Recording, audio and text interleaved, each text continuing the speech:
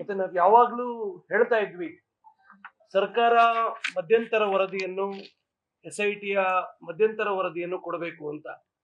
ಈಗ ಈ ಪ್ರಕರಣಕ್ಕೆ ಸುಮಾರು 10 ತಿಂಗಳಾಗ್ತಾ ಬಂತು. ಸರ್ಕಾರ ಯಾವುದೇ ರೀತಿಯಲ್ಲೂ ಮಧ್ಯಂತರ ವರದಿಯನ್ನು ಕೊಟ್ಟಿಲ್ಲ. ಸರ್ಕಾರ ಯಾಕೆ ಈ ರೀತಿಯ ಮೀನಾಮೇಷ ಎಣಿಸ್ತಾ ಇದೆ? ಒಂದು ರೀತಿಯಲ್ಲಿ ಜನರನ್ನು ಒಟ್ಟು ಈ ಪ್ರಕರಣದಿಂದ ಒಂದು ರೀತಿಯಲ್ಲಿ ದಾರಿ ತಪ್ಪಿಸುವಂತ ಯತ್ನ ಯಾಕೆ ಮಾಡ್ತಾ ಇದ್ದಾರೆ?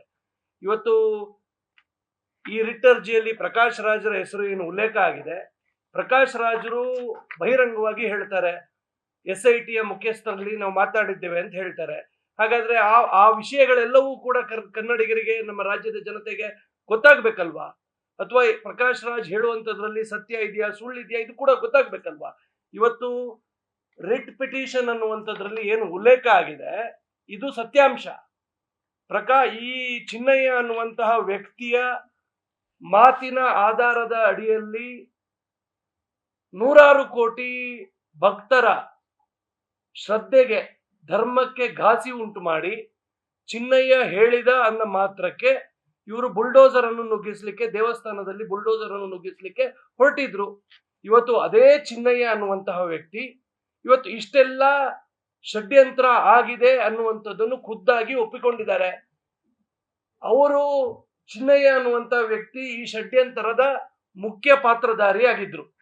ಇವತ್ತು ಆ ಮುಖ್ಯ ಪಾತ್ರಧಾರಿಯೇ ಮತ್ತೊಬ್ಬರ ಸೂತ್ರ ಮತ್ತೊಬ್ಬರ ಕೈಯಲ್ಲಿದೆ ಅಂತ ಅವ್ರು ಹೇಳಬೇಕು ಅಂತ ಆದ್ರೆ, ಸೂತ್ರಧಾರಿ, ಈ ಷಡ್ಯಂತ್ರದ ಸೂತ್ರಧಾರಿ ಯಾರು ಅನ್ನುವಂತ ನೈಜಾಂಶವನ್ನು ತಿಳಿದುಕೊಳ್ಳುವಂತಹ ಒಂದು ವ್ಯವಸ್ಥೆ ಆಗಬೇಕಾಗಿದೆ. ಕನ್ನಡಿಗರು ಇದಕ್ಕೆ ಕಾಯ್ತಾ ಇದ್ದಾರೆ. ಆದ್ರಿಂದ ನಾವು ರಾಜ್ಯ ಸರ್ಕಾರವನ್ನು ಆಗ್ರಹ ಮಾಡ್ತಾ ಇದ್ದೇವೆ.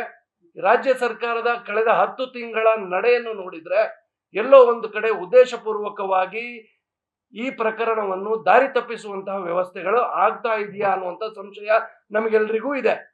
ಇವತ್ತು ಈ ಸಂಶಯವನ್ನು ಇವರು ದೂರ ಮಾಡಲಿ. ವಸಂತರು ಹೇಳಿದ ಹಾಗೆ ಹಿಂದಿನ ಗೃಹ ಸಚಿವರು ಈ ವಿಷಯಗಳನ್ನು ಯಾವುದೂ ಕೂಡ ಬಹಿರಂಗ ಮಾಡಿರಲಿಲ್ಲ. ಇವತ್ತು ಹೊಸ ಗೃಹ ಸಚಿವರು ಬಂದಿದ್ದಾರೆ. ಅವರು ಈ ವಿಷಯಗಳನ್ನು ಕನ್ನಡಿಗರಿಗೆ, ಕರ್ನಾಟಕದ ಜನತೆಗೆ ಅನಾವರಣಗೊಳಿಸಲಿ. ಯಾವುದು ಸತ್ಯ, ಯಾವುದು ಮಿಥ್ಯ ಅನ್ನುವಂಥದ್ದು ಹೊರಗೆ ಬರಲಿ. ಈ ಎಡಪಂಥೀಯರ ಸೂತ್ರದಂತೆ, ಎಡಪಂಥೀಯರು ಹೇಳಿದಂತೆ SIT ರಚನೆ ಮಾಡಿದ್ದೇವೆ ಅಂತ ಏನು ದಿನೇಶ್ ಗುಂಡೂರಾಯರು ಹೇಳಿದ್ರು, ಆ ಎಡಪಂಥೀಯರು ಯಾರು ಸೂತ್ರಧಾರಿಗಳು, ಇದೆಲ್ಲವೂ ಕೂಡ ಇವತ್ತು ಹೊರಗೆ ಬರಬೇಕಾಗಿದೆ. ಸುವಮೋಟೋ ಇದನ್ನು ಮುಂದುವರಿಸುವಂತ ಈ ಚಿನ್ನಯ್ಯನವರ ರಿಟ್ ಪಿಟಿಷನ್ನ ಆಧಾರದ ಅಡಿಯಲ್ಲಿ ಈ ಪ್ರಕರಣವನ್ನು ಮತ್ತಷ್ಟು ಗಾಢವಾಗಿ, ಮತ್ತಷ್ಟು ಆಳವಾಗಿ ಇವತ್ತು ತನಿಖೆ ಮಾಡಬೇಕಾಗಿರ್ತಕ್ಕಂಥದ್ದು ನಮ್ಮ ಸರ್ಕಾರದ ಕರ್ತವ್ಯ ಆಗಿದೆ. ಅವ್ರು ಈ ಕೂಡಲೇ ಮಾಡಬೇಕು ಅನ್ನುವಂಥದ್ದು ನಮ್ಮ ಆಗ್ರಹ.